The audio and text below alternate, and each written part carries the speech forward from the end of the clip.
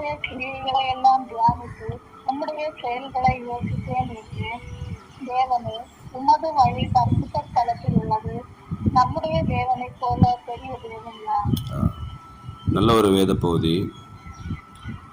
இந்த ஆசாப் சொல்றாரு, நம்முடைய தேவனை போல ஒரு பெரிய தேவன் யாருமே இல்லை என்று சொல்லி. இந்த ஆரம்பத்தில் இந்த ஆசாப் தான் சொல்றாரு, ஆண்டவரே நீர் என்னை மறந்தீரோ, வாக்குத்தத்தம் எல்லாம் அது பொய்யாகிவிட்டதோ என்று சொல்லி தன்னுடைய வேதனையில் அங்கலாய்ப்பில் புலம்புகிற சில காரியங்களை இந்த அதிகாரத்தில் ஆரம்பத்திலேருந்தே நம்ம தியானித்து வருகிறோம். ஆனால் இந்த 13வது வசனத்தில் சொல்கிறாரு, தேவனே உமது வழி பரிசுத்த ஸ்தலத்திலும் உள்ளது. நம்முடைய தேவனைப் போல பெரிய தேவன் யார் என்று சொல்லி. நம்முடைய ஆண்டவர் மெய்யாகவே மகத்துவமான தெய்வம், மகத்துவமான காரியங்களை செய்கிறார் என்பதை நீங்கள் நானும் அறிந்திருக்கிறோம். நம்முடைய வாழ்க்கையிலும் அவர் பெரிதான காரியங்களை செய்து வருகிறார். ஒவ்வொரு நாளும் நம்மை நடத்துகிற விதங்களை பார்க்கும் பொழுது இவ்வளவு வல்லமையான தேவனை ஆராதிப்பதற்கு நாம் பேறு பெற்றுள் என்று சொல்ல முடியும். யாத்திராகமம் 15:11 வாசிக்கும் பொழுது, யாத்திராகமம் 15:11, கர்த்தாவே தேவர்களில் உமக்கு ஒப்பானவர் யார்? பரிசுத்தத்தில் மகத்துவம் உள்ளவரும் துதிகளில் பயப்படத்தக்கவரும் அற்புதங்களை சிகரமாய் உமக்கு ஒப்பானவர் யார்? 3 காரியங்களை இங்கு சொல்லப்படுகிறது. பரிசுத்தத்தில் மகத்துவம் உள்ள தேவன், நம்முடைய ஆண்டவர் பரிசுத்தம் உள்ள தேவன். ஆனால் இயேசு கிறிஸ்து சொல்லும் பொழுது, என்னிலே குற்றம் உண்டென்று உங்களில் யாராவது சொல்லக்கூடுமா என்று சொல்லி சவால் விட்டார். ஏனென்றால் அவர் பரிசுத்தமுள்ள தேவன் என்பதை நீங்கள் அறிந்திருக்கிறோம். எனவே தான் நீங்களும் பரிசுத்தராக இருக்க வேண்டும் என்று ஆண்டவர் விரும்புகிறார். 2வது, துதிகளுக்கு பயப்படத்தக்கிறவர். நாம் தேவ சமூகத்தில் ஏறெடுக்கிற துதிக்கும் பொழுது ஆண்டவர் மத்தியில் இறங்கி வருவார். அற்புதங்களிலே செய்கிறவர் உமக்கோ, அற்புதங்கள் செய்கிறதில் அவருக்கு ஒப்பான தேவன் ஒருவரும் இல்லை. நம்முடைய வாழ்க்கையில் ஆண்டவர் எத்தனையோ அற்புதங்கள் அதிசயங்களை செய்து வருகிறார். சில ஜனங்களுக்கு செய்த அற்புதங்கள் எல்லாம் விவரித்து நாம் பார்ப்போமானால் எவ்வளவு மகத்துவமான தேவன் என்று சொல்லி சுற்றியிருந்த புறஜாதிகள் எல்லாம் பயந்தார்கள் என்று சொல்லி வேதத்தில் வாசிக்கிறோம். இவ்வளவு மகத்துவமான தேவன் இப்படிப்பட்ட அற்புதங்கள் எல்லாம் செய்து கொண்டு ஜனங்களை வழிநடத்தி கொண்டு வருகிறார். எனவே அந்த தெய்வத்திற்கு முன்பாக நிற்க முடியாது என்று சொல்லி ஜனங்கள் எல்லாம் பயந்ததை வேதத்தில் வாசிக்கிறோம். இன்றைக்கும் அந்த மகத்துவமான வல்லமையில தான் ஆண்டு செயல்படுகிறார்.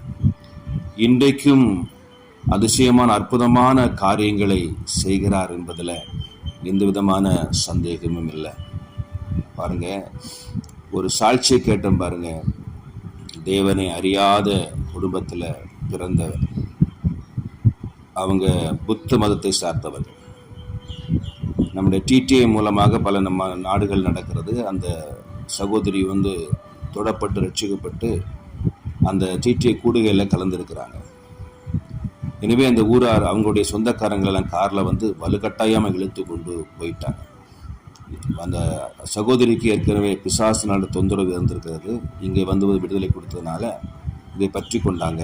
குடும்பங்கள் பெரிய கோடீஸ்வரர் குடும்பனால இழுத்து கொண்டு அவங்களை காரில் கொண்டு போய் அடைத்து வைத்து பூஜைகள் செய்து, அந்த பூஜை செய்து ஏதோ தண்ணியில் பச்சை கலரில் தண்ணீரில் ஏதோ ஒன்று கலந்து அந்த சகோதரி தலையில் ஊற்றுறதுக்கு அந்த மந்திரவாதி செயல்பட்ட போது இந்த அம்மா ஜெபம் பண்ணாங்களாம், ஆண்டவரே உம்முடைய கரத்தினால அதை மறைத்து கொள்ளுங்க, ஒரு சொட்டு தண்ணி மேலே விழக்கூடாதுன்னு சொன்னபோது ஒரு கரம் வந்து அப்படியே மேலே நின்னதான். அந்த பூஜாரி விட்ட ஒரு சொட்டு தண்ணி கூட அந்த மகள் மேலே விழலை. ஆச்சரியப்பட்டாங்க.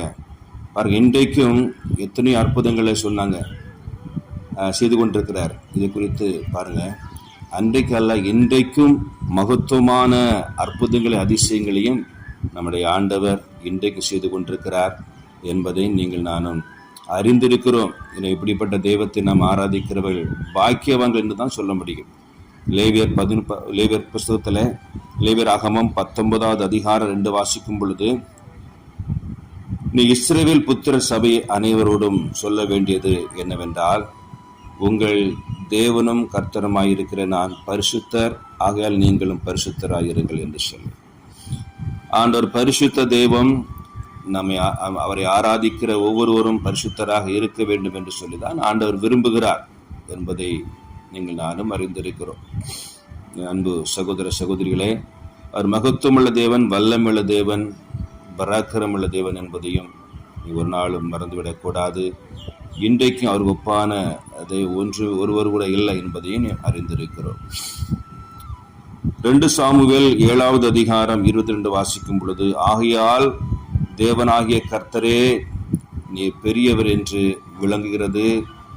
நாங்கள் எங்கள் காதுகளினால் கேட்ட சகல காரியங்களின்படியும் தேவருக்கு நிகரானவர் இல்லை, உம்மை தவிர வேற தெய்வம் இல்லை என்று சொல்லி எங்க பார்க்கிறோம். பாருங்க, அவர் இல்லாத தேவன் இல்லை, அவருக்கு ஒப்பான தெய்வம் ஒருவரும் இல்லை என்றுதான் அறிந்திருக்கிறோம்.